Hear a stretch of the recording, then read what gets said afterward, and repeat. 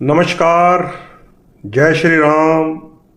नमस्ते सदा वत्सले मातृभूमि भारत माता की जय हो। आज के लाइव में आप सबका स्वागत है। दोस्तों, सितंबर के महीने में हैं हम। पितृपक्ष चल रहा है, श्राद्ध पक्ष जिसे कहते हैं। अपने पूर्वजों की याद में श्राद्ध का हमारा जो व्यवस्था होती है सनातन धर्म की, उसे अच्छी तरह से हम निभा रहे हैं। बहुत सारे लोग प्रश्न भी पूछते रहते हैं। हालांकि मैंने आपको बताया था कि ये प्रश्न एस्ट्रोलॉजर का नहीं होता। ये मंदिर जाकर जो आदरणीय पंडित जी होते हैं, जो कर्मकांडी ब्राह्मण हैं, जो हवन पूजन करवाते हैं या तर्पण करवाते हैं, उनसे आप जरूर कंफर्म कर लिया कीजिए। तो अभी भी मुझे बहुत सारे व्हाट्सएप मैसेज आते रहते हैं श्राद्ध पक्ष के बारे में जानकारी के लिए। तो मैंने सीधा स्पष्ट आपको बताया कि थोड़ी मंदिर जाने की प्रैक्टिस रखिए, बिल्कुल मत छोड़िए। और ये जितने हमारे व्यवस्थाएं हैं धर्म की, वो पंडित जी से जाके पूछा कीजिए। हम एस्ट्रोलॉजर हैं, हमें ज्योतिष विद्या में अपना कार्य करना होता है। जो हमारे ब्राह्मण हैं, मंदिरों के पुजारी हैं या कर्म कांड करने वाले पंडित जी हैं, उन्हें फिर उन सारी व्यवस्थाओं को चलाना भी होता है। मान लीजिए मैं ही आपकी जन्मपत्री देखकर बोल दूं कि इसमें मंगल शांति करवाने वाली है या शनि शांति करवाने वाली है, तो वो पंडित जी के साथ ही हमें तालमेल रखना पड़ता है और उनसे ही हम फिर आपको आगे ये सारे उपाय करवाते हैं, पूजा वगैरह करवाते हैं। तो एस्ट्रोलॉजर और कर्म कांड करने वाले जो पंडित जी होते हैं, उनका डिफरेंस जरूर समझ लिया कीजिए, ठीक है। तो ग्रह गोचर पे आपको पता है मेरा टॉपिक रहता है, और बीच में अगर हमें कोई और अन्य चीज़ समझ आए या नज़र आए तो उसके ऊपर भी चर्चा चलती रहती है, या फिर आपके जो जनरल क्वेश्चंस हैं उनके ऊपर भी बातचीत चलती रहती है। आपकी पर्सनल कुंडली यहाँ कोई मत लिखना, क्योंकि वो व्यवस्था मैंने यहाँ नहीं रखी हुई डेट ऑफ बर्थ से देखने वाली, ठीक है। सितंबर का महीना, पिछले लाइव में सूर्य और केतु का जिक्र मैं आज आपके साथ कर चुका हूं। और सूर्य और केतु राजनीतिक उथल पुथल पैदा करने वाला ये योग सिंह राशि में चल रहा है।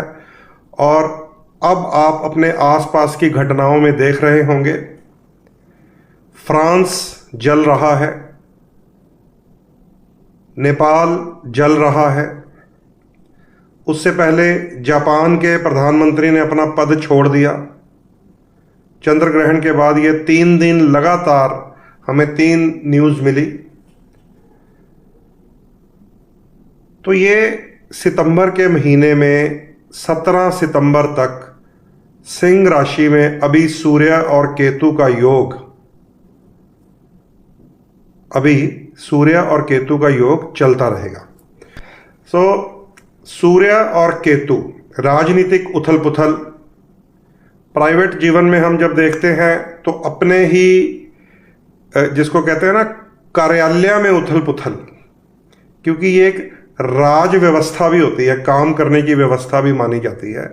ये जो सिंह राशि है, सूर्य है जो, इसलिए आप जो मेधनी ज्योतिष होती है, आकाशीय ज्योतिष, जिसका प्रभाव आपको अपने देश में, अपने देश के आसपास, अपने समाज में, विश्व में दिखाई देता रहता है, वो हम न्यूज़ चैनल से कलेक्ट कर लेते हैं कि जो ग्रहों का इस समय प्रभाव आ रहा है गोचर में, वो हमें कहीं दिखाई भी देता है या नहीं।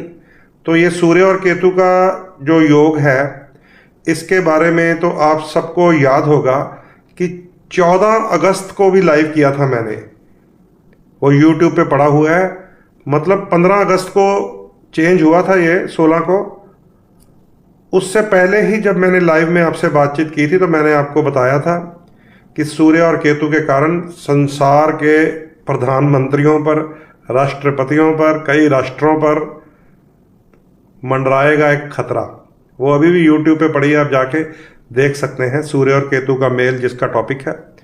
तो वो साक्षात अब दिखाई दे रहा है हमारे आसपास। जब वो साक्षात दिखाई दे रहा है तो इसका मतलब ये है कि ये जो पृथ्वी की तरफ किरणें आती हैं हमारे नवग्रहों की, हमारे ग्रेविटी की तरफ, उनका असर जिन जिन स्थानों पर, जिन जिन देशों पर उनके नाम के राशि के अनुसार आता है, उसे भी हम रिसर्च कर सकते हैं। पर उसका हमें कोई लाभ नहीं है। हमें कोई भी, जैसे हम कहते हैं ना, सपोर्ट नहीं है किसी की। ये हमारी प्राइवेट ही है, हम एस्ट्रोलॉजर्स की रिसर्च। इसलिए हम अपना ज़्यादा ध्यान लोगों की जन्म पत्री पर या जन्म लगन पर रखते हैं। नहीं तो हम ये निकाल कर बता सकते हैं कि फलां नाम की कंट्री में, फलां नाम के शहर में ये घटना घट सकती है, क्योंकि ये राशि साइन से पता तो चल ही जाना होता है हमें। और जब हम कुंडली देखते हैं तब तो हम आपके लग्न देखते हैं। जब हम आकाशीय ज्योतिष लगाते हैं तो फिर हमें नाम अक्षर की जो राशि साइन है उसे यूज करना पड़ता है। सो इसलिए रिसर्च है, इसमें सब कुछ है। जीवन से लेकर मृत्यु तक की रिसर्च है इसमें। जो ज्योतिष शास्त्र है हमारा, बहुत बहुत शानदार एक साइंस है, विज्ञान है। जन्म से लेकर मृत्यु की डेट तक इसमें है। पर कुछ चीज़ों की मनाही हमें है कि लिमिट में रहकर ही बात करनी है आपको, अपने जो क्लाइंट्स होते हैं, जजमान होते हैं, जातक होते हैं, उनके साथ। इसलिए हम करंट बातें करते हैं बस, ना पास्ट की बातें करते हैं, ना ज़्यादा फ्यूचर के बारे में। अगर कोई खराब ग्रह आना हो 19 साल या 18 साल, वो उसके बारे में सोचकर अपना आज का दिन भी खराब नहीं करते, ठीक है ना। तो हम करते हैं करंट बात कि भाई ये तुम्हारी आजकल दशा चल रही है, अगले 2-4 साल का ये सिस्टम है, उसको मैनेज कर लो, व्यवस्था कर लो, अच्छे कर्म करो, इन अपने लग्न अनुसार ग्रहों की कलर थेरेपी सीख लो और इस कलर थेरेपी के अनुसार अपने आप को चलाना शुरू कर दो। रिजल्ट आपके कर्मों के अनुसार मिलता रहेगा, ठीक है ना। तो ये खेल है शुभ कर्मों का, खेल है लगन अनुसार अपने आप को पहचानने का कि मैं वात हूं, पित्त हूं या कफ हूं। खेल है लगन अनुसार अपने आप को जानने का, मैं देव श्रेणी में आता हूं या दैत्य श्रेणी में आता हूं। खेल है अपने लगन अनुसार अपनी कलर थेरेपी और डोनेशन थेरेपी समझने का। खेल है अपने इष्ट देवता के बारे में जानकारी लेने का। ये ज्योतिष शास्त्र है। थोड़ा सा आज आपके साथ भूमिका हो गई है, तो सितंबर के ग्रहों की बात करेंगे। तो खेल है बिल्कुल परफेक्ट, साइंस है बिल्कुल परफेक्ट, कब क्या होना है उसकी कैलकुलेशन है बिल्कुल परफेक्ट।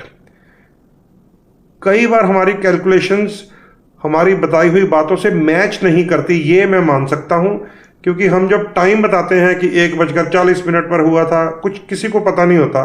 वो हो सकता है 1:35 पे हुआ हो, 1:38 पे हुआ हो, 1:42 पे हुआ हो।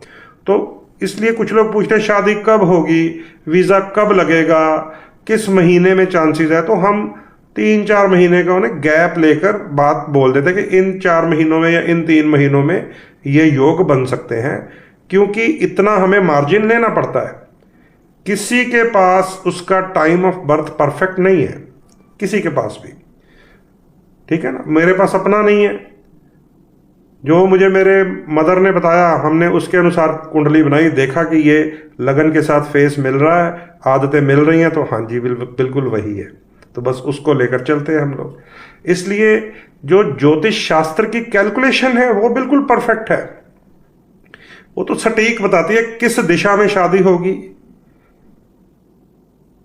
किस समय में शादी होगी, सटीक बताती है बातें।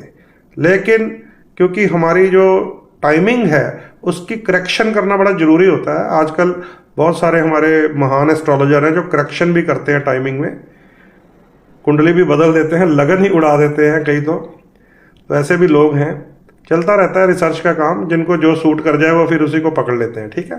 तो हम वैदिक ज्योतिष की बातें करते हैं, तो लगन अनुसार बात करते रहते हैं। आपको जो मेरे साथ जुड़े हुए हैं उन्हें इसकी कितने % तक परफेक्टनेस मिलती है आप लोग लिख कर बता सकते हैं, क्योंकि पिछले कई सालों से आप मेरे साथ पहले टीवी चैनल के थ्रू जुड़े हुए थे, उसके बाद सोशल मीडिया, यूट्यूब, अब फेसबुक लाइव से जुड़े हुए हैं। तो जब मैं आपके साथ गोचर साझा करता हूं तो क्या वो घटनाएं आसपास हमारे दिखती हैं, सुनाई देती हैं? कितने परफेक्ट ये परफेक्ट होता है, ये आप मुझे बताइए। मुझे भी थोड़ा पता चले कि मैं जो लिख रहा होता हूँ या बोल रहा होता हूँ उसके बारे में जानकारियाँ जो कलेक्ट करते हैं वो कुछ सटीक बैठती भी हैं या नहीं। ठीक है, एक तो ये आप जरूर कमेंट लाइन में दीजिएगा। चलिए बाकी हम अब चलते हैं, भूमिका वो हो गई है, 50 लोग भी हो गए हैं। आइए अब सितंबर के ग्रहों की बात करेंगे। 16 सितंबर की रात को, ध्यान से समझे, 16 सितंबर की रात को या कहें 17 सितंबर सुबह सुबह सूर्य और केतु का जो ये दोष चल रहा है, ग्रहण दोष, वो टूट जाएगा। इसलिए सूर्य को पिता का ग्रह भी कहा जाता है, राज दरबार का ग्रह भी कहा जाता है, सरकारों का ग्रह भी कहा जाता है, अपने बॉस का ग्रह भी कहा जाता है। धन्यवाद आप सब लोग जो लिख रहे हैं।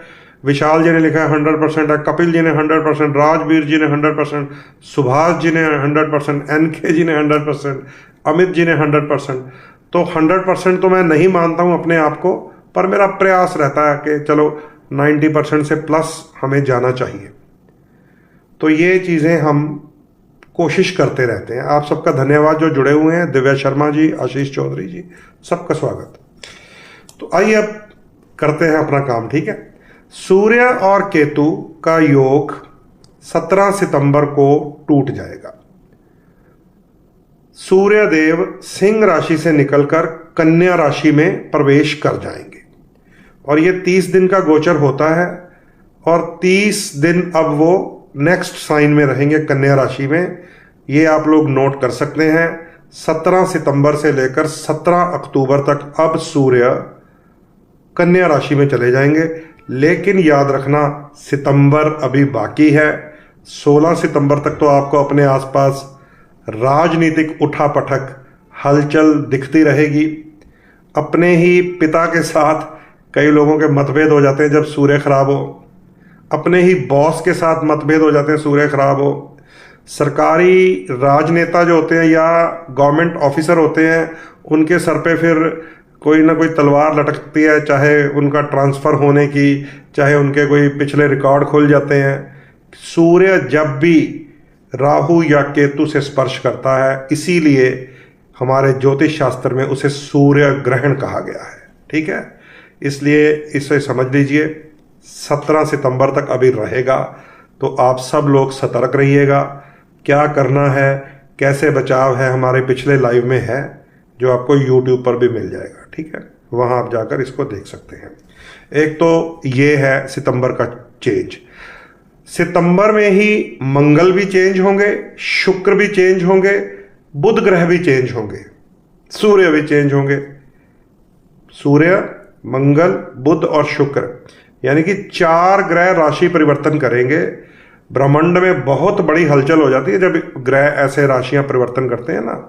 तो जब भी ग्रह एक राशि से दूसरी राशि में जाता है तो एकदम शेक होता है सब कुछ।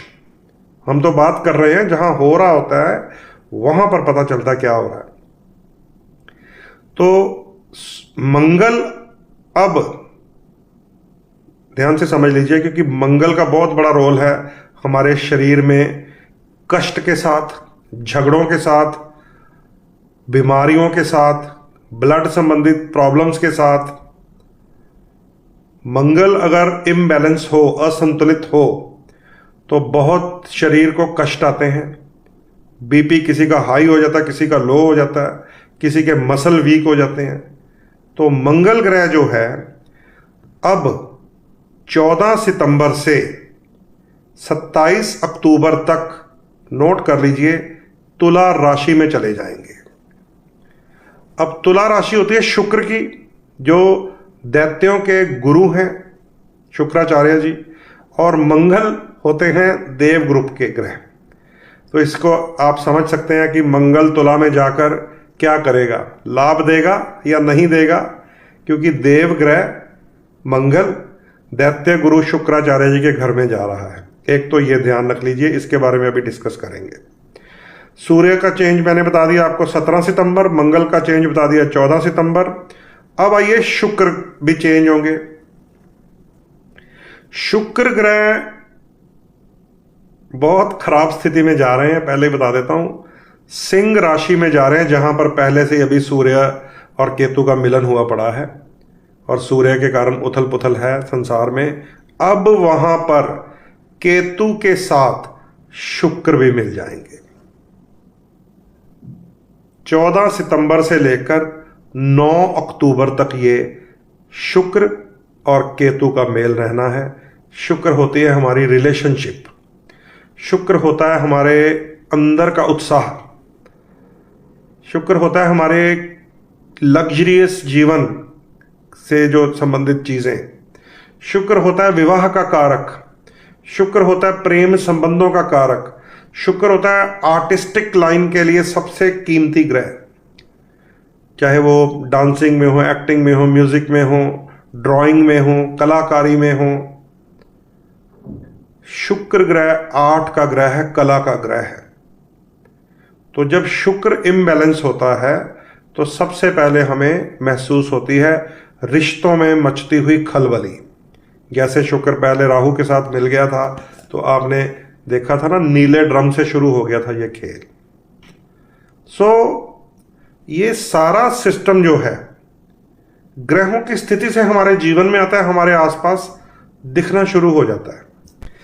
तो शुक्र की बात कर रहे थे। शुक्र अब केतु के साथ मिलेगा, इसे आप नोट कर लीजिए। 14 सितंबर से 9 अक्टूबर तक रहेगा। कोई भी ग्रह जब केतु के संपर्क में आता है तो ऊपर से सप्तम दृष्टि राहु की आ जाती है। इसका मतलब है कि जैसे अभी तो सूर्य राहु और केतु के बीच में है, अब 14 सितंबर से शुक्र भी राहु और केतु के बीच में आने वाले हैं। और शुक्र देवताओं के गुरु होते हैं और सिंह राशि जो है वो सूर्य देव की है। विशाल जी, आपका लाइव में कॉल आ गया है तो मैं अभी लाइव में हूं, ठीक है। हाँ, ये हमारे विशाल जी का कॉल आया था, जो हमारे वास्तु एक्सपर्ट हैं और स्कैनर से वास्तु चेक करते हैं। इनके बारे में भी मैं आपसे हमेशा जिक्र करता रहता हूं कि हम जो वास्तु करते हैं, देखिए एक और टॉपिक बीच में आ गया उनके फ़ोन आने से। हम जो वास्तु करते हैं बुक्स पढ़ के या इधर उधर से कलेक्ट करके जानकारी, उसे कॉस्मेटिक वास्तु कहते हैं। कि ऊपर की सुर्खी बिंदी मेकअप करना, कि अग्निकोण में किचन हो जाए और ईशान कोण में जल हो जाए और नैऋत्य कोण में बेडरूम हो जाए, इसको कॉस्मेटिक कहते हैं। असली वास्तु होती है जमीन के नीचे कोई नेगेटिव तरंगें तो नहीं है, जिसे जियोपैथी कहते हैं आजकल, ठीक है। वो ऑरा स्कैनर से चेक होती है, तो वो विशाल जी उसके एक्सपर्ट हैं। तो आजकल हमारा जिन लोगों का वास्तु का कोई प्रश्न आता है तो वो विशाल जी द्वारा मैं हल करवाता रहता हूँ, उनके साथ एसोसिएशन है। तो वो भी आप जरूर, अगर किसी को वास्तु की आवश्यकता होगी, सही असली ओरिजिनल वास्तु की, ये नहीं कि अग्निकोण में रसोई बना दो, लाल बल्ब लगा दो, सही वास्तु की, तो आप लोग उसके लिए भी संपर्क कर सकते हैं। जैसे आप लोग कुंडलियां दिखाने के लिए मुझे व्हाट्सएप करते हैं, वास्तु विजिट के लिए भी आप व्हाट्सएप के माध्यम से सारी जानकारी ले सकते हैं। हमारे पास स्कैनिंग के एक्सपर्ट हमारे विशाल जी हैं, हमारे मित्र, ठीक है। तो आइए अब दोबारा वापस चलते हैं। सचिन खरे जी जुड़े हैं, लिख रहे हैं कि फोन ने शुक्र को देवताओं का गुरु बना दिया है। तो ये कलयुग है भैया, कलयुग में बहुत कुछ अभी आपको देखना बाकी है। अभी तो इतना सा चरण आया है कलयुग का, ठीक है। सो शुक्र ग्रह केतु के साथ रहेंगे, ये भी एक नेगेटिव योग होता है। 14 सितंबर से 9 अक्टूबर तक चलेगा। मंगल ग्रह तुला राशि में जाएंगे, असुरों के गुरु शुक्राचार्य जी के घर में जाएंगे, इसमें भी कोई खास प्राप्ति नहीं है। अब बुध भी चेंज होंगे 15 सितंबर को। आइए अब अगले ग्रह पे चलते हैं। बुध ग्रह कन्या राशि में प्रवेश करेंगे 15 सितंबर को। अब 15 सितंबर को, अब ध्यान से सुनिए, एक आपको बहुत जरूरी और कीमती बात बताने जा रहा हूं।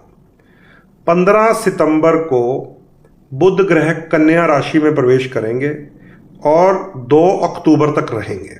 ठीक है, अब ये वाली बात ध्यान से सुनिएगा क्योंकि बुध ग्रह के बारे में मैं थोड़ी सी जानकारी देना चाहता हूं आपको। अब बुध जब कन्या राशि में जाते हैं तो उच्च हो जाते हैं। मीन राशि में जाएंगे तो नीच होंगे, कन्या राशि में जाएंगे तो उच्च हो जाएंगे। तो अब 15 सितंबर से 2 अक्टूबर तक बुध उच्च होने लगे हैं। कन्या राशि में जा रहे हैं, उनका अपना घर ही होता है और 2 राशियों के स्वामी भी होते हैं, मिथुन राशि और कन्या राशि। उधर से 17 तारीख को सूर्य भी कन्या राशि में पहुंच जाएंगे। इसका मतलब यह है कि सूर्य और बुध एक समय इकट्ठे रहेंगे। अब कम से कम 2 अक्टूबर तक तो रहेंगे। लेकिन अब ध्यान से हमें यह समझना है कि इन योगों से क्या बनता है। जब एक ही राशि में सूर्य और बुध मिलते हैं तो आप लोगों ने एक योग का नाम सुना होगा जिसे बुध और आदित्य, आदित्य सूर्य देव को कहा जाता है, बुध और आदित्य के मिलने से बुधादित्य योग बनता है। ये योग जो है शुभ योगों की श्रेणी में आता है। प्राचीन ज्योतिष के हिसाब से बात करें तो ये राजयोग की श्रेणी में भी आ जाता है, बुध और सूर्य जब मिल जाता है। अब देखने की बात यह है कि बुध और सूर्य अधिकतर कुंडलियों में आपको एक साथ ही मिलेंगे, अधिकतर कुंडलियों में। और बहुत सारे लोग, क्योंकि आजकल सोशल मीडिया है, रील है, यूट्यूब है, बुध और सूर्य मिले, बुध आदित्य योग, ये शब्द सुना होता है आपने। बहुत सारे लोग जब हमारे पास अपनी कुंडली लेकर आते हैं या व्हाट्सएप के माध्यम से भेजते हैं तो कहते हैं कि हमारी कुंडली में बुध आदित्य राजयोग है, ये इस घर में बना हुआ है, चौथे घर में बुध की दशा भी चल रही है। लेकिन जो उस राजयोग से प्राप्ति होनी होती है, चौथा घर है, मान लीजिए भूमि का, भवन का, वाहन का, ऐसी कोई प्राप्ति नहीं हो रही। दूसरे घर में जहां से धन की प्राप्ति होनी है, ऐसा कुछ मिल नहीं रहा। 10वें घर में है जहां से बिजनेस राइज करना होता है, ऐसा हो कुछ नहीं रहा। लेकिन ज्योतिष ये कहता है कि ये सूर्य और बुध, बुध आदित्य योग है और बुध की दशा भी चल रही है, उच्च का बुध भी है, कुछ मिल नहीं रहा। अब इसको ध्यान से समझना पड़ेगा। सूर्य और बुध अक्सर 60-70% जन्मपत्रियों में आपको एक साथ मिल जाएंगे। लेकिन बहुत ध्यान से देखना पड़ता है कि यहां पर बुध की स्थिति सूर्य के अधिक नजदीक आने के कारण वक्री तो नहीं है या अस्त तो नहीं है, इसको थोड़ा सा समझना पड़ता है। अभी जो सूर्य और बुध मिलेंगे, ये जो 17 सितंबर से 2 अक्टूबर तक मिलेंगे, क्योंकि बुध कन्या राशि में उच्च भी हो जाएंगे, वहां सूर्य भी पहुंच जाएंगे, बुध आदित्य योग तो बन जाएगा। लेकिन यहां पर चाहे बुध उच्च होंगे, चाहे बुध आदित्य योग में होंगे, अस्त होंगे बुध। अब ये बुध जो अस्त होंगे, 30 सितंबर तक बुध अस्त रहने हैं और 2 अक्टूबर तक तो कन्या राशि में क्या मिलेगा, 1-2 दिन के लिए मिलेगा उच्च बुध का असर। इसको कहते हैं कुछ योग दिखावे के रह जाते हैं। कुछ योग ऐसे होते हैं कि बस लग रहा है कुंडली में गुरु और चंद्रमा का गज केसरी योग है, लेकिन वो बना होता है छठे घर में या चंद्रमा की नीच राशि में या बृहस्पति की नीच मकर राशि में, तो उसका भी कोई लाभ नहीं होता गज केसरी योग का। वो भी एक तरह का दिखावे का, जिसको हम फेक योग भी नाम रख सकते हैं इसका।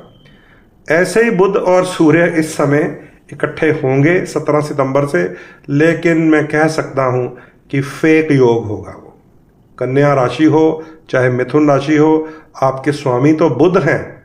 हाँ, अब इसमें आपको क्या प्राप्ति होगी, कितने प्रतिशत होगी, ये बात समझनी पड़ेगी। जैसे ही बुध अपनी राशि में उच्च हो जाएंगे, मान लीजिए कन्या राशि के लोग हैं या मिथुन राशि के लोग हैं, उनको कोई जीवन में शारीरिक कष्ट आ रहा है, बीमारी आ रही है, परेशानी आ रही है, मेंटल स्ट्रेस आ रहा है, उनकी सेहत में थोड़ा सुधार होना शुरू हो जाएगा। पूरा नहीं होगा क्योंकि अस्त है, थोड़ा होगा क्योंकि अपने घर में आ रहे हैं, अपनी राशि में आ रहे हैं।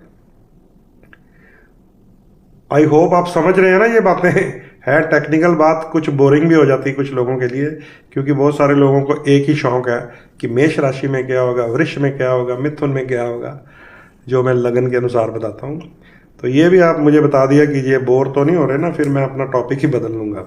सो बुध और सूर्य का, बुध आदित्य नकली योग बनेगा, फेक योग बनेगा, दिखावे का योग बनेगा। चाहे बुध उच्च रहेंगे 10-15% असर जरूर दे सकते हैं। ये नहीं होगा कि बुध आदित्य राजयोग बने और आपको कुछ प्राप्तियां हो जाएं। इसमें थोड़ी सी दिक्कत है इस बार। तो ये 4 ग्रह हैं जो सितंबर के मिड में जाकर राशि परिवर्तन करेंगे। हाँ, अब सब लिख रहे हैं कि उन्हें समझ आ रही है, अशोक जी ने लिख दिया है, राजवीर जी ने लिख दिया है। सो जब भी आपको लगे ना आपकी कुंडली में किसी ने बताया राजयोग है, या आप खुद अब सेल्फ स्टडी से देख लें, कुछ योग बड़े मशहूर हुए पड़े हैं, गुरु चंद्रमा मिल जाए तो गज केसरी योग, बंदा फटे हाल होता है। कोई एस्ट्रोलॉजर उसे कहता है तेरी कुंडली में गज केसरी योग है, उसे कुछ नहीं मिल रहा होता।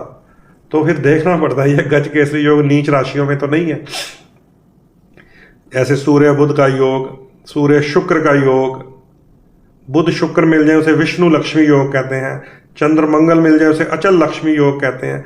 देखना पड़ता है कि आपके लगन के मित्र भी हैं, ये शुभ राशि में बना है योग, केंद्र में है, त्रिकोण में है, तो जाकर ये बलशाली होते हैं। अन्यथा ये दिखावे के फेक योग हो जाते हैं, प्राप्ति कुछ होती नहीं है। बस कुंडली वाले को बता दिया जाता है कि तेरी कुंडली में यही योग है, वो बेचारा अपनी कुंडली लेके अलग अलग ज्योतिषियों के पास घूमता रहता है, उसको तसल्ली नहीं होती किसी से, क्योंकि एक ने बोल दिया ना इसमें राजयोग है, वो राजयोग ढूंढने लग जाता है। तो ये भी एक टेक्निक है अपने एस्ट्रोलॉजी के सिस्टम को समझने की। तो 4 ग्रहों का राशि परिवर्तन है। जो लेट कमर है उन्हें दोबारा बता देते हैं। सूर्य 17 सितंबर को केतु से अलग हो जाएंगे। जो बहुत अधिक उठापटक है वो थोड़ी कम होगी, चाहे वो राजनीति है, चाहे वो प्राइवेट जीवन है। मंगल तुला राशि में प्रवेश करेंगे 14 सितंबर से 27 अक्टूबर तक। ये नेगेटिव बनेगा योग, ये शुभ नहीं है। शुक्र सिंह राशि में जाएंगे 14 सितंबर से 9 अक्टूबर तक। सिंह राशि में केतु के साथ मिलेंगे। शुक्र राहु के साथ मिल जाए, चाहे शुक्र केतु के साथ मिल जाए, शुक्र फिर बेवफाई का योग बना देता है। वही बेवफाई जब आपने जनवरी में ये मिला था राहु के साथ, तो कितने कत्लो गारत शुरू हो गए थे, नीला ड्रम मशहूर हो गया था। वो सिस्टम अब शुक्र के कारण, नोट कर लीजिए, हनी ट्रैप की बातें शुरू हो जाएंगी अब, हनी ट्रैप की, 14 सितंबर से 9 अक्टूबर तक। और बुध ग्रह राशि तो परिवर्तन करके उच्च के घर में जा रहा है अपने 15 सितंबर को, लेकिन उसका प्रभाव बहुत कमजोर होगा। उसे तेज करना पड़ता है अपनी बॉडी पे कलर थेरेपी के और जेम थेरेपीज के माध्यम से। इन 4 ग्रहों का राशि परिवर्तन है। इसके अलावा बहुत एक इंपॉर्टेंट ग्रह वक्री चल रहा है, आपको पता है, बहुत इंपॉर्टेंट, इतना इंपॉर्टेंट है जिस ग्रह के कारण, वक्री गति के कारण राहु केतु शरारती हो जाते हैं। जो राहु और केतु को पकड़ के रखता है शनिदेव। शनि ग्रह 29 नवंबर तक वक्री है। अब शनि कर्म फल के दाता है, शनि परिश्रम के ग्रह हैं, मेहनत के ग्रह हैं, कारोबार के ग्रह हैं, लोहा, चमड़ा, तेल, कंस्ट्रक्शन, अल्कोहल, शराब, केमिकल, डीजल, तेल, इन चीज़ों के ग्रह हैं शनि। शनिदेव लेबर के ग्रह हैं, शनिदेव मशीनों के ग्रह हैं, शनिदेव पहाड़ों के ग्रह हैं। जब से शनि वक्री है कितने पहाड़ आपने खिसकते देखे। और जब तक सूर्य सावन और भादों 2 राशियों में, करक और सिंह में घूम रहे थे, तो आपने देखा किस प्रकार जल तांडव भी हुआ और पहाड़ भी खिसके, धरती भी हिल गई। और अभी चंद्र ग्रहण है, अब एक और ग्रहण लगेगा। आपको पता है अंत में जब ये पितृपक्ष समाप्त होगा तो डर होता है कहीं बड़ा भूकंप ना आए, क्योंकि जब इन ग्रहों की रश्मियां पृथ्वी पर कमजोर हो जाती हैं, नहीं आती जब लाइट, तो नीचे की जो प्लेट्स हैं वो इम्बैलेंस होती है। चंद्रमा के कारण पानी इम्बैलेंस हो जाता है, सूर्य की लाइट ना आए तो नीचे फसल नहीं उग पाती।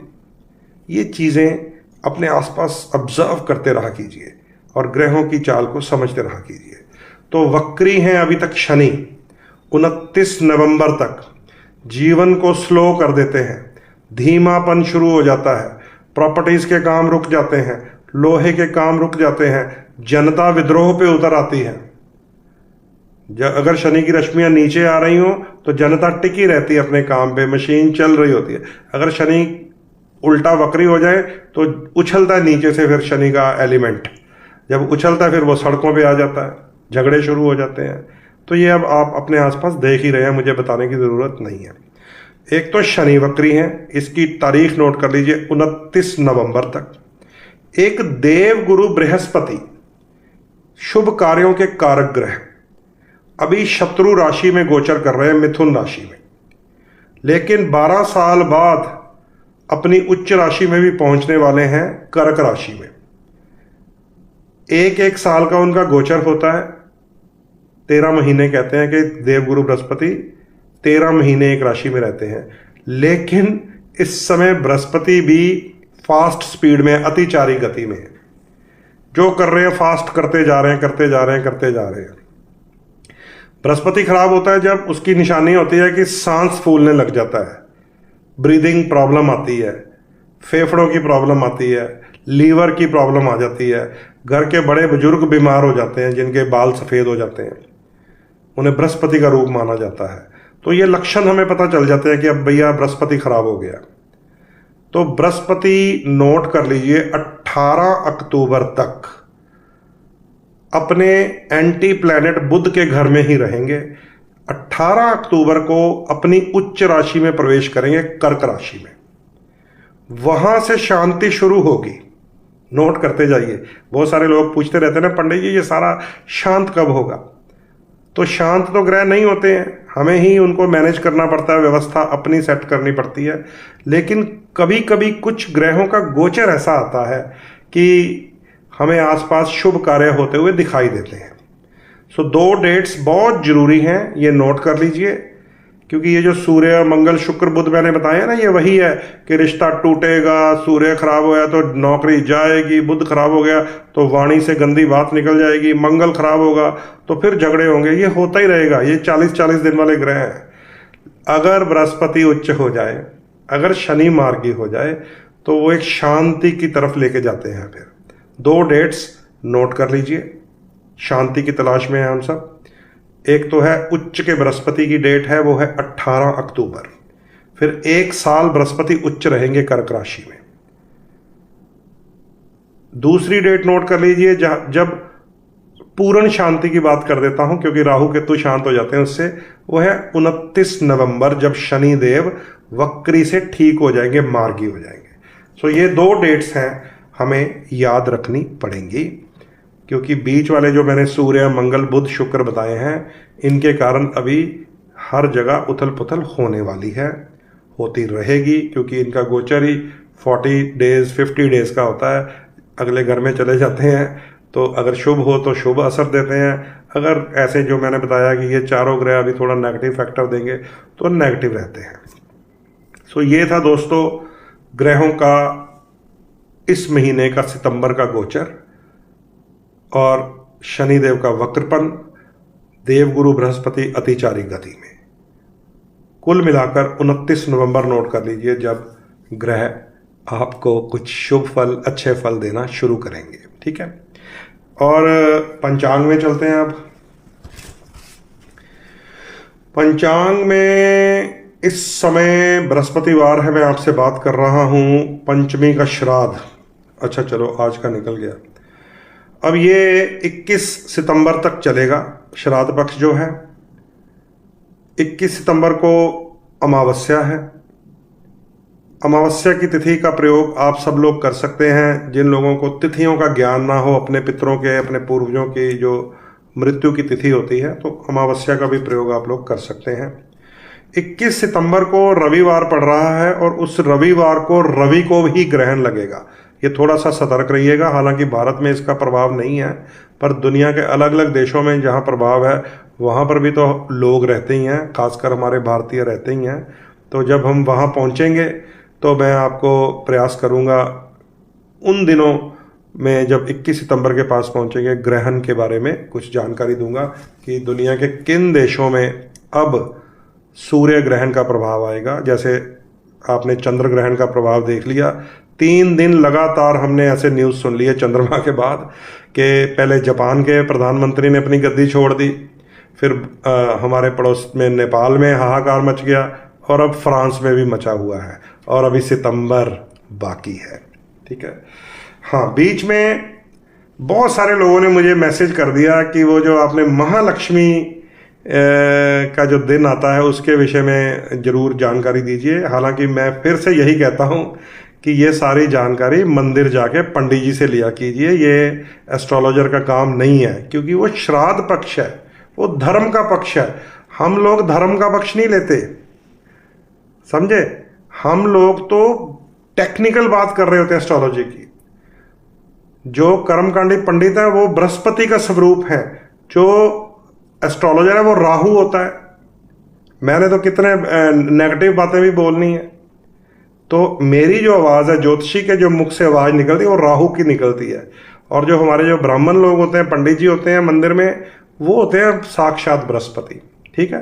तो फिर भी बहुत सारे मुझे मैसेज आए थे, तो वो सप्तमी का श्राद्ध होता है, वो मैं ढूंढ देता हूँ। सप्तमी तिथि का वैसे क्षय है। हाँ, ये देखिए, महालक्ष्मी व्रत 14 तारीख को है, अभी रविवार के दिन, संडे के दिन 14 तारीख को महालक्ष्मी का व्रत है, और श्राद्धों के बीच में इस दिन को शुभ माना जाता है। बहुत कोई इंपॉर्टेंट काम करना हो कि ये लेना है, ये खरीदना है, ये पक्का करना है, रिश्ता, ये वो है ना, नींव, मकान, गाड़ी लेनी कुछ, तो एक दिन ये हमें मिला हुआ है। माता लक्ष्मी जी का वो दिन होता है, श्री महालक्ष्मी व्रत है उस दिन 14 तारीख को, रविवार के दिन। ठीक है। तो ये भी मैंने आपको बता दिया। इसमें बीच में मिक्सिंग होती रहती है कि उसी दिन अष्टमी भी है, उसी दिन सप्तमी भी है, उसी दिन नौमी भी है। ये बातें मैं नहीं बताऊंगा, ये बात आपको पंडित जी से पूछनी पड़ेगी। वो जो रजनी शर्मा जी ने लिख दिया संडे को अष्टमी का व्रत है, ये बात मैं मेरे सामने सब लिखा हुआ है, पर मैं यहाँ पे बताऊंगा नहीं, फिर अब मंदिर जाना छोड़ देंगे। ठीक है। तो मैं सिर्फ एस्ट्रोलॉजी की बात करूँगा। एस्ट्रोलॉजी यही है कि हमने ये देखना है ग्रहों का क्या प्रभाव आएगा। ग्रहों में 21 सितंबर को सूर्य ग्रहण लगेगा, ये हमारी देखने की चीज़ है। अच्छा, उसके बाद आगे चलते हैं। अश्विन शरद के नवरात्रे शुरू हो जाएंगे, घट स्थापना होगी 22 सितंबर को। ठीक है। ये जिसको हम नराते कह देते हैं, पंजाब में नवरात्रे होते हैं, तो वो चलेंगे 1 अक्टूबर तक, 9वीं तिथि तक, और फिर 2 तारीख को इस बार विजयदशमी है, दशहरा है। सो ये सारा चलेगा, दशहरे तक रहते हैं। अभी जो नवरात्रे होते हैं वो भी 9 ग्रहों को ट्यून करने का एक बहुत उत्तम अवसर होता है। सुन लीजिए, विशेषकर राहु ग्रह को। ये जो पितृपक्ष चल रहा है, ये हमारी कुंडलियों के जो पितृदोष बने होते हैं, विशेषकर जो शुभ ग्रह, जिनमें 3 तो मेन शुभ हैं, पिता का, माता का और दादा का, सूर्य, चंद्रमा और गुरु, अगर राहु के या केतु के संपर्क में हो या नीच राशियों में हो, तो ये पूर्व जन्म का एक दोष होता है। पितृपक्ष में जैसे मान लीजिए अमावस आ जाए या पूर्णिमा आ जाए, उनके उपाय के लिए हम सटीकता से, अगर ठीक तरीके से उपाय कर लें तो हमें राहत मिलती है। ऐसे ही अगले 9 दिन जो नवरात्रे के आएंगे, मैं हर साल अपने मित्रों से, अपने सारे जितने भी मेरे पिछले 25 साल से जुड़े लोग हैं, एक उपाय हम जरूर करते हैं कि नारियल के ऊपर तिकोनी झंडी लपेटकर उसके ऊपर लाल धागा बांध देते हैं कलावे का। ये मैं आपको पहले ही बता रहा हूं, मेरे सभी मित्रों को पता ही है। नारियल का जो रूप है उसे राहु का रूप माना जाता है, इसलिए देवी दुर्गा को वो बलि के रूप में चढ़ता है। तिकोनी जो लाल झंडी है उसे केतु का रूप माना जाता है, ट्राइएंगल को। नारियल के ऊपर झंडी रैप करके उसे लाल धागे से बांध दीजिए, उसे बजरंगबली का नाम लेते हुए ओम हम हनुमते नमः या हनुमान चालीसा पढ़ते पढ़ते, कुछ भी, कोई चौपाई बोलते हुए उसे बांध दीजिए, और जाके माँ दुर्गा के चरणों में रखना है 9 दिन लगातार, पहले नवरात्रे से लास्ट नवरात्रे तक। राहु, केतु, बजरंगबली, यही तो कथा है। यही तो कथा है। जब हनुमान जी ने मुख में डाल लिया था सूर्य देव को, तो ब्रह्मा जी के पास नाराज होकर चले गए थे राहु केतु कि हमें जो आपने ग्रहण लगाने की एक शक्ति दी थी उसे कोई हमसे भी शक्तिशाली आ गया है, वो कर रहा है, अब तो हमारा क्या काम। तो ब्रह्मा जी ने मुस्कुराते हुए कहा कि तुम्हारे मुख से इतनी बात निकल गई कि तुमसे भी कोई शक्तिशाली है, तो मैं बताता हूं वो कौन है। वो केसरी नंदन साक्षात शंकर भगवान का रुद्र अवतार बजरंग बली है, वो तुमसे भी बली है, ये तुमने अब खुद कह दिया राहु ने। ये ब्रह्मा जी ने उन्हें बोला कि जाइए आप फिर अपनी शक्ति आजमाइए, हनुमान जी के मुख से छुड़ा लीजिए सूर्य को और आप ग्रहण लगा लीजिए। वहां पर हनुमान जी ने राहु और केतु को बगलों में दबा लिया था, ये कथा है। और जब राहु और केतु को हनुमान जी ने बगलों में दबा लिया तो बचाने के लिए शनिदेव आ पहुंचे, क्योंकि वो उनके शिष्य हैं राहु केतु। शनिदेव को उन्होंने पूंछ में लपेट लिया, लूम लपेट लिया, अपनी लूम लपेट लिया उन्होंने शनिदेव को। और फिर जब उसको उल्टा घुमाया, उसे कहते हैं वक्री शनि का प्रभाव। तो इन तीनों ने जब प्रार्थना की कि हे बजरंग बली, हमने तो आपको पहचान लिया है, आप तो साक्षात शंकर भगवान का महादेव का रूप है, हमारी प्रार्थना स्वीकार कीजिए, हमें बख्श दीजिए, हमें छोड़ दीजिए, आपके भक्तों को हम नहीं सताएंगे। समझे, ये कथा है हमारी। तो हनुमान जी ने शनिदेव को पूंछ से उतारा, राहु और केतु को बगलों से आजाद किया, और शनिदेव को क्योंकि उल्टा घुमा रहे थे वो, कितने उनके शरीर पे कष्ट आए, रगड़ लगी, उन्हें एक बूटी रगड़ के हनुमान जी ने ही लेप किया था, उसी को सरसों की बूटी कहते हैं। उसी को उपाय के रूप में हमने टेक्निक बनाया कि सरसों का तेल अगर शनिदेव को अर्पित किया जाए, या उनकी प्रतिमा पर, या उनकी जो पिंडी सी बनी होती है उसके ऊपर अर्पित किया जाए, तो शनिदेव को कथा अनुसार एक बड़ा सुकून मिला, कंफर्ट हुआ, रिलीफ मिली थी, तो शनिदेव प्रसन्न हो जाएंगे। इसको फिर रेमेडीज में परिवर्तित किया जाता है। बहुत कुछ आपको मैं बता रहा हूं, उसको सुन लीजिए, समझ लीजिए, काम आने वाली बातें हैं ये। तो शनिदेव को तेल अभिषेक होता है। मां जगदम्बा, जब ध्यानु भक्त ने अपना सर उतार कर मां को भेंट कर दिया,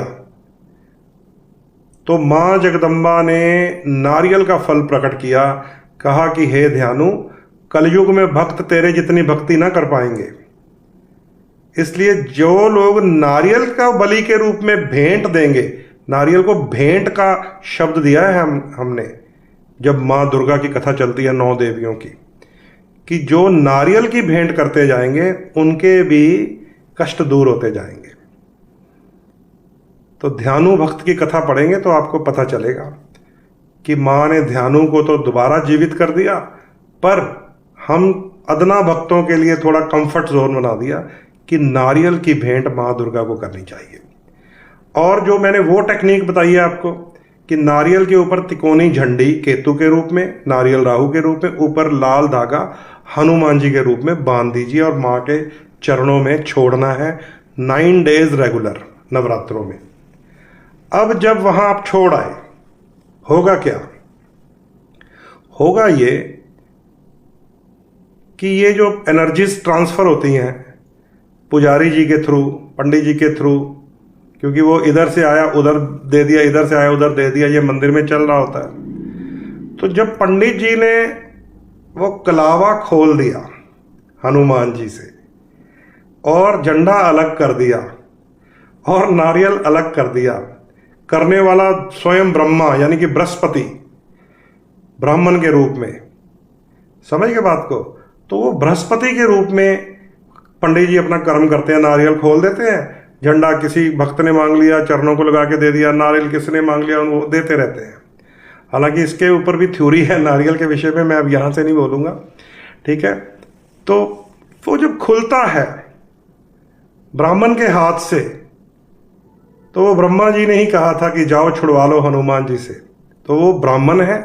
वो लाल कलावा जब खुलता है वो बजरंगबली का रूप है, और जो झंडा है वो केतु का रूप है, और नारियल भी खुल जाता है तो वो राहु का रूप है।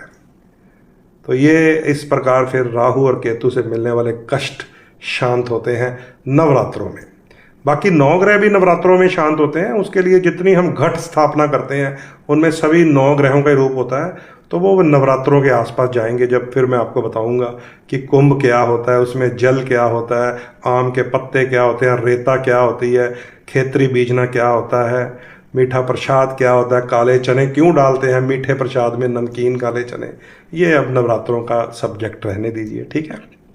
तो ये सारा खेल राहु को कंट्रोल करने का होता है, क्योंकि ये जो 2 छाया ग्रह हैं ये प्रभु की लीला से उत्पन्न किए हुए हैं।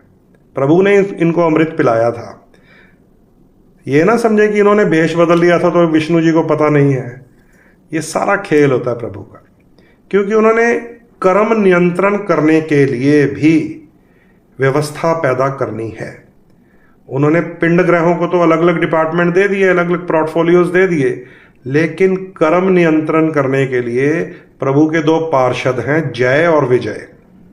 उनके 3 जन्म की कथाएं तो आप जानते ही हैं। द्वापर युग में, त्रेता युग में और आदि युग में हिरण्याकश्यप और हिरण्याक्ष के रूप में, रावण और कुंभकर्ण के रूप में, कंस और चाणूर के रूप में। ये उनके 3 जन्म की कथा है।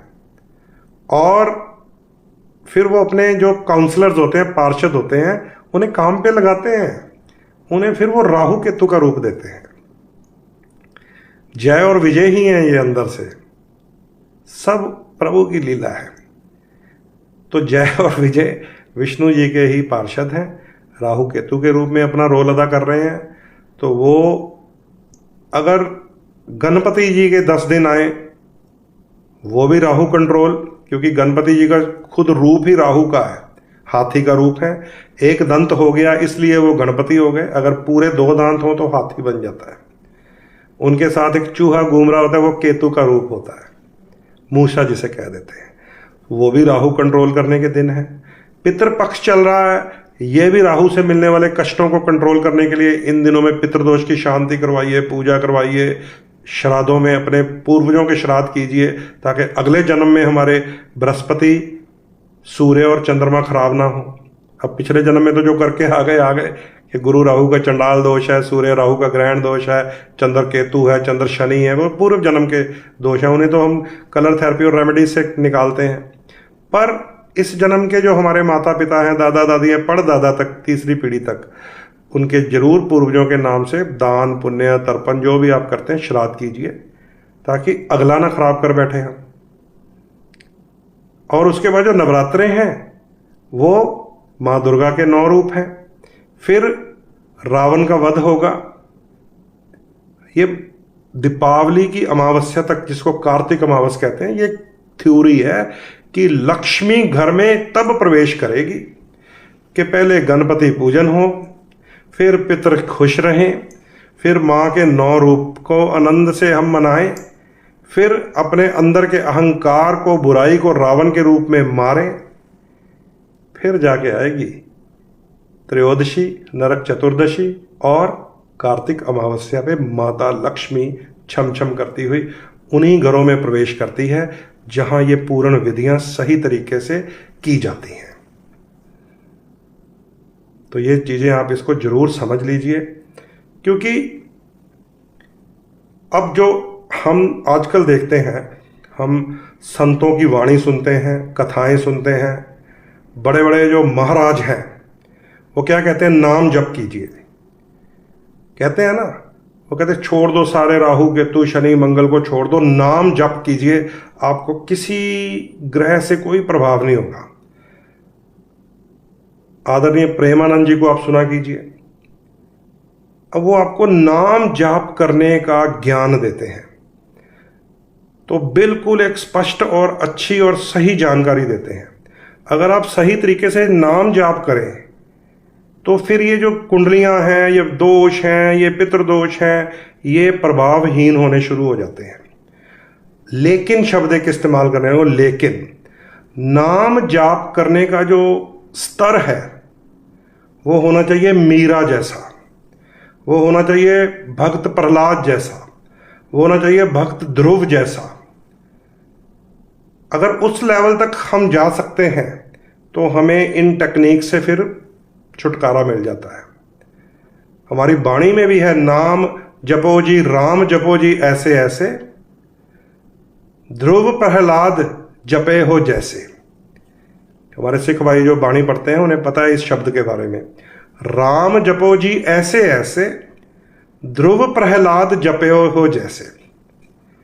तो अगर ध्रुव के लेवल तक, प्रहलाद के लेवल तक, मीरा के लेवल तक आप नाम जप सकते हैं, नमो नारायण कह सकते हैं, राधे राधे कह सकते हैं, विष्णु जी का नाम प्रहलाद ने कहा है ना, ओम नमो भगवते वासुदेवाय,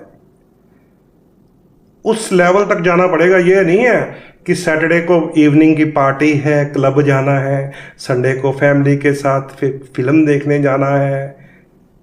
नाम जपो जी ऐसे ऐसे, ध्रुव प्रहलाद जपयो हो जैसे, बस ये याद रख लीजिए। अगर आप उस लेवल तक पहुंच जाएंगे तो इन चीज़ों से छुटकारा हो जाएगा। अगर आप मिक्स करेंगे कि सोमवार को तो व्रत रख लूंगा कोई बात नहीं, मंगलवार और बृहस्पतिवार को नहीं पीता कोई बात नहीं, पर शनिवार को पी लूंगा, खा लूंगा, तो इतना बेड़ा गर्क होता है ना, याद रख लीजिए ये बात। इससे तो दुष्ट अच्छा। लोग कहते हैं ना, हम मंदिर भी जाते हैं जी, हम ये भी चढ़ाते हैं जी, वो भी करते हैं, हमें बड़े कष्ट आते हैं। वो सामने वाला कुछ नहीं करता, दारू पीता है, जुआ खेलता है, ये करता है, वो मजे से रह रहा है। तो मैं उनको कहता हूँ इससे तो वो अच्छा है भाई। वो अपने कर्म का तो पक्का है ना कि मैं ये करता हूं तो करता ही हूं। तुम तो नकली काम करते हो। मंगल और वीरवार को मैं छोड़ रहा हूं, शनिवार की पार्टी में थोड़ा जायज हो जाता है, दोस्त बैठ जाते तो कर लेते हैं, समझ गए। इतना बेड़ा गर्क होता है ना ऐसे लोगों का, दुखी रहते हैं फिर, क्योंकि नकली भक्त होते हैं ये। सोमवार का व्रत करने वाले हैं, मंगल वीरवार का परहेज करने वाले हैं, शनिवार को फक्कियां उड़ा देते हैं। बेड़ा गर्क हो जाता है ऐसे लोगों का। ना ये ग्रह ठीक हो पाते हैं इनसे, ना प्रभु का जो आशीर्वाद है वो मिल पाता है, ना ऑरा ठीक हो पाती है, ना ये पता लगता है कि मैं देव श्रेणी में आ रहा हूं या शनिवार को दैत्य श्रेणी में चला जाता हूं। वैसे तो पीले पीले लाल लाल तिलक लगे होंगे, पीला पुखराज जिसने पहन लिया इतना पवित्र होता है। अगर वो उन चीजों में हाथ डाल रहा है तो उनका बेड़ा गर्क होता है, ऑरा डिस्टर्ब हो जाती है, बीमारियां लगेंगी, मेंटल टेंशन आएगा, काम रुक जाएंगे, कर्जा चढ़ जाएगा। नाम जपो जी ऐसे ऐसे, ध्रुव प्रहलाद जपयो हो जैसे, बस याद रख लीजिए। तो ये है आज का हमारा लाइव। अब आपसे कुछ बातें कर लेते हैं, ठीक है। मेष से मीन तक कुछ लोग जानना चाहते हैं, तो मेरे पास मंगल का गोचर भी है, शुक्र का भी है और बुध का भी है तीनों ही वीक। इनमें सबसे ज़्यादा ध्यान रखिएगा शुक्र के गोचर का, क्योंकि शुक्र 14 सितंबर से 9 अक्टूबर तक केतु के साथ मिलने वाले, राहु के संपर्क में आने वाले हैं, तो बहुत सेंसिटिव हो जाता है। विशेषकर वो बच्चे ध्यान रखें जिनकी एंगेजमेंट हुई होती है, ये ब्रेकअप करवा देता है, रिश्ते तोड़ देता है जब शुक्र राहु या केतु के साथ मिल जाए। क्योंकि केतु का मतलब ही है पृथकतावादी, सेपरेटिव नेचर, डिप्रेशन पैदा कर देता है। इसीलिए केतु को उच्च करवाने के लिए बजरंगबली को ध्वजा चढ़ाई जाती है, या मंदिर के गुंबद पे ध्वजा लगाई जाती है, या अपने घर की छत पे ध्वजा लगाई जाती है, प्रभु के चरणों को स्पर्श करवा के। तो केतु को उच्च रखा जाता है। केतु अपाहिज को कहा जाता है, जिसका पैर, टांग, कोई चीज खराब हो, रीढ़ की हड्डी में दर्द हो, उसकी सहायता जरूर करनी चाहिए, समझे, अगर केतु को ठीक करना है। केतु डॉग को कहा जाता है। सूर्य केतु मिले थे पहले दिन। हमारे देश में डॉग्स के बारे में आपको देखा होगा, कोर्ट ने कैसा ऑर्डर दिया था, और पहले दिन ही हाहाकार मच गई थी जिस दिन सूर्य केतु मिले थे। तो केतु डॉग को कहा जाता है, उसकी सेवा की जाती है, समझ गए। तो ध्यान रखिएगा, वृषभ और तुला इन दो राशियों के स्वामी शुक्र हैं। 14 सितंबर से 9 अक्टूबर तक शुक्र केतु का योग बनेगा। प्रभाव तो सब पर ही आएगा। अभी मैं आपसे पहले आपके कोई जनरल क्वेश्चन है वो देखता हूं, फिर जाते हुए बता दूंगा शुक्र किस घर में क्या प्रभाव देगा। सबसे नीचे नाम आ रहा है कीर्ति धीमान जी का, नमस्कार जी। उससे ऊपर है आर्क और गिल, दीन दयाल भरोसे तेरे, ध्रुव प्रहलाद जपो जी ऐसे। बिल्कुल ठीक है। अमित जोशी जी, साजन भार्गव जी, दीपक राज जी ने लिखा सुपर रियल लाइफ कोच, धन्यवाद दीपक भाई। और माय फेवरेट शब्द वाहिगुरु जी, आर्क और गिल ने लिखा है, बहुत अच्छा शब्द है। और ये शब्द गाया एक पाकिस्तानी सिंगर ने, उसे यूट्यूब से ढूंढ लीजिए, और अगर वो ये शब्द भी आपने सुन लिया ना, उसका गाया हुआ, मुस्लिम सिंगर है, आनंद आ जाएगा। सचिन खरे जी, राजेश गुंबर जी ने लिखा है राजन जी आप जैसा एस्ट्रोलॉजर होना चाहिए, जय श्री श्याम।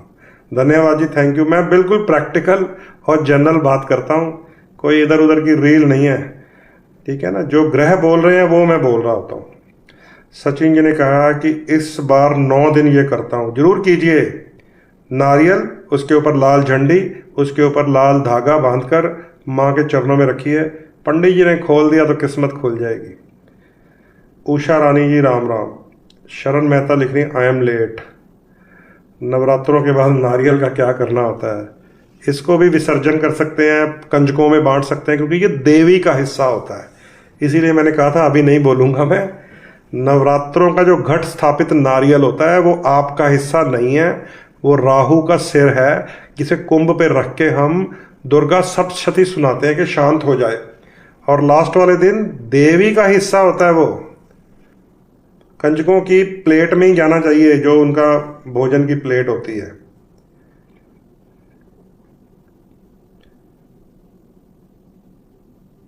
अच्छा जी, संयम शर्मा, अनु सोनी ने लिखा मेष लगन वाले ब्लड डोनेट कर सकते हैं? बिल्कुल नहीं कर सकते, क्योंकि मंगल जो है आपके लगन का स्वामी है। मंगल वीक नहीं करना होता। आप जहां पर ब्लड डोनेशन हो रही हो वहां पर सिरिंज दीजिए, वहां पर उनके लिए कुछ डॉक्टर से पूछिए कि इन बच्चों को जो ब्लड डोनेशन दे रहे हैं, यूथ दे रही है, इनको दोबारा रिवाइव करने के लिए क्या चाहिए, विटामिन चाहिए, वो दीजिए। आपका शनि और राहु ठीक हो जाएगा। मंगल का दान मंगल के लगन वाले नहीं कर पा सकते। अच्छा जी, रमा ढल जी ने लिखा क्या नाम बताया, मेरे ख्याल सिंगर का नाम पूछ रहे हैं, वो मुझे अभी याद नहीं आ रहा, मैं यूट्यूब से ढूंढकर आपको भेज दूंगा। घर के ध्वज पर, घर पे ध्वज लगा सकते हैं? हाँ, घर पे हर कोई ध्वज लगा सकते हैं दीपक जी। घर पे ध्वजा लगाने का मतलब है हमने नैऋत्य कोण को ऊंचा करना है, साउथ वेस्ट ऊंचा करना होता है। इसलिए दक्षिण पश्चिम के कोने पे आपको कोई भी फैक्ट्री हो, घर हो, ध्वजा लगानी चाहिए। केवल शास्त्रों में जो वास्तु शास्त्र है विश्वकर्मा जी का, उसमें लिखा है कि ब्राह्मण जो है वो अपने घर के ईशान कोण पर भी ध्वजा लगा सकता है।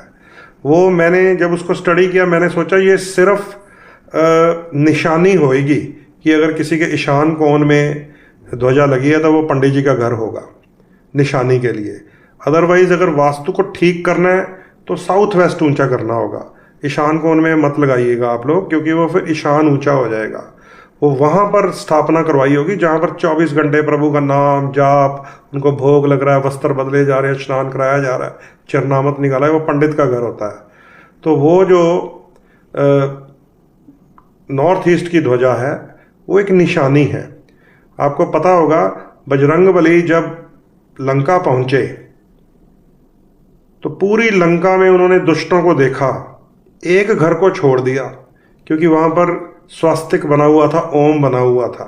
एक घर को छोड़ दिया उन्होंने, उसको खराब नहीं किया, तोड़ा नहीं, ध्वस्त नहीं किया, उल्टा ढूंढने लग गए कि ये किसका घर है, उस घर के अंदर कौन है। कि लंका में रावण के इस राजपाट में भी ऐसी चिन्ह है नारायण के।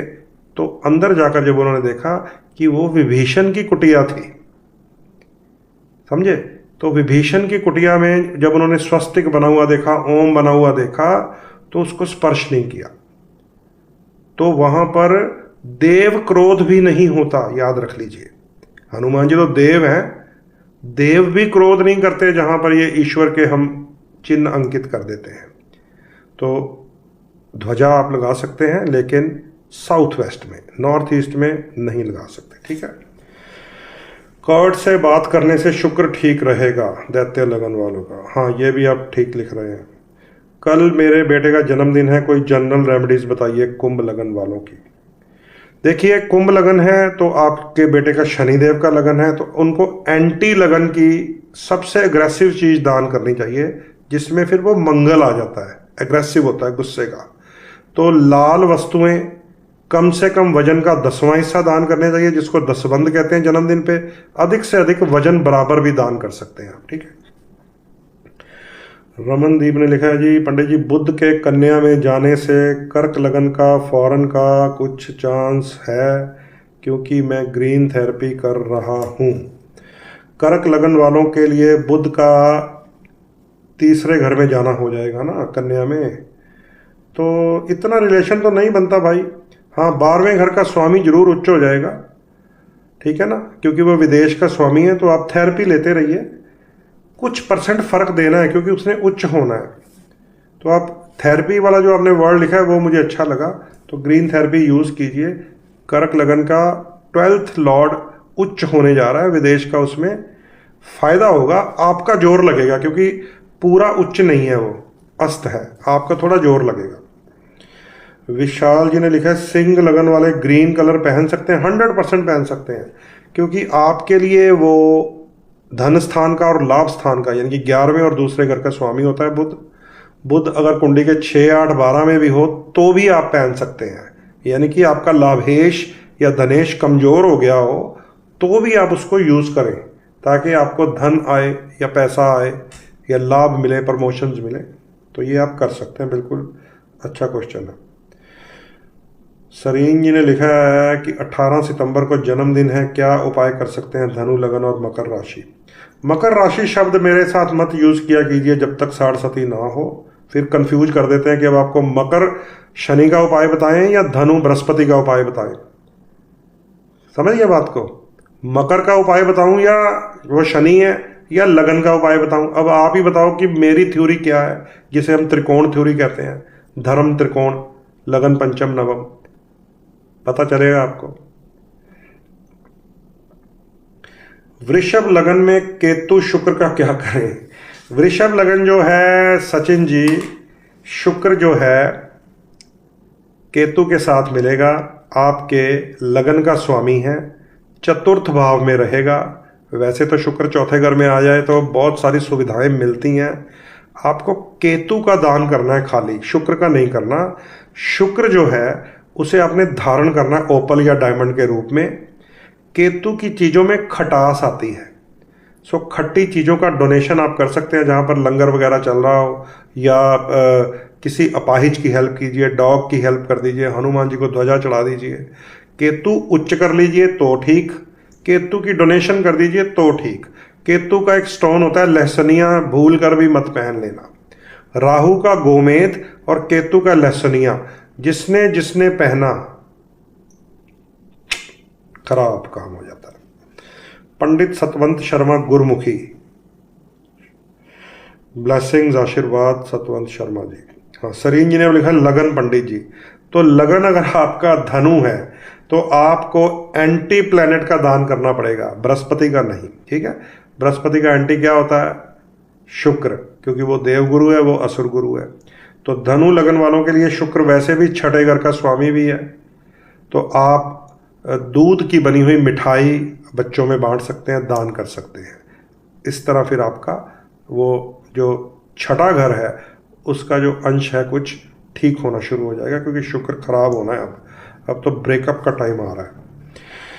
आर्क और गिल ने लिखा है, मीन राशि की साढ़सती है, मिथुन लगन में ब्लैक कलर अवॉइड है क्या? मीन राशि जो होती है, अगर आप राशि के हिसाब से चलेंगे तो वो 12वें घर का स्वामी होता है शनि, तो वहां पे ब्लैक कलर के दान होते हैं, ठीक है। सो दान करना चाहिए आपको। इन्हीं शब्दों के साथ अपनी वाणी को विराम लगा रहा हूं। ग्रहों का परिवर्तन आपको पहले सेशन में बता दिया है। मंगल तुला राशि में जाएगा 14 सितंबर को, वो भी कोई बहुत अच्छा योग नहीं है। शुक्र सिंह राशि में केतु के साथ मिलने वाला है, वो बहुत एक भयंकर योग है शुक्र केतु का। दोबारा फिर रिश्तों में खटास आने वाली है। बुध ग्रह उच्च तो हो जाएगा, कहीं कुछ प्रतिशत हमें फल देगा, लेकिन अस्त है, इसलिए अपना जोर थोड़ा ज्यादा लगाना पड़ेगा। जो बुध की श्रेणी में लोग आते हैं, वो बुध जो है 15 सितंबर से लेकर 2 अक्टूबर तक उच्च राशि में रहेगा। और सूर्य का केतु से छुटकारा होने वाला है। वो 17 सितंबर को सूर्य केतु का दोष जो चल रहा है, ग्रहण दोष, वो टूट जाएगा। पितृपक्ष चल रहा है, अपनी परंपरा को निभाते जाइए। 21 सितंबर को अमावस्या होगी, जिसको हम महालय श्राद्ध कहते हैं। जिन लोगों को अपनी तिथियां नहीं पता, जानकारी नहीं है, उन सब के लिए व्यवस्था है कि आप अमावस्या पे अपने पूर्वजों को याद कर सकते हैं श्राद्ध के रूप में। और जो ज्योतिष के उपाय हम कराते हैं, मेरा आपको तरीका पता ही है। या तो चंद्रमा पूर्ण बली हो तो मैं उपाय कराता हूं, उसे पूर्णिमा कहते हैं। या चंद्रमा पूर्ण जीरो ग्रेविटी डाउन हो जाता है, जब अमावस लग जाती है, तो हम उपाय पितृदोष हो, राहु केतु के कारण या शनि की साढ़ सती के कारण समस्याएं चल रही, उनकी पूजा करवा के उपाय करवाते हैं। उसके बाद शुरू होता है ये स्टोन पहनना, ये कलर पहनना, ये दान करना, मेरा इष्ट कौन है। जब ऑरा क्लीन होती है तब जाकर ये चीजें असर करती हैं, अन्यथा असर भी नहीं करती हैं। सो इन चीजों को आप नोट रखें। सही टेक्निकल रेमेडीज करनी है तो आप मेरे साथ संपर्क में रह ही सकते हैं, आप सबको मेरा नंबर पता ही है। और 21 तारीख को हम अगला उपाय करवाने वाले हैं, अगर आपकी कुंडलियों में दोष है। ठीक है, अब इन्हीं शब्दों के साथ अपनी वाणी को विराम लगा रहा हूं। जय श्री राम। ओम नमः शिवाय। नमस्ते सदा वत्सले मातृभूमे। भारत माता की जय हो।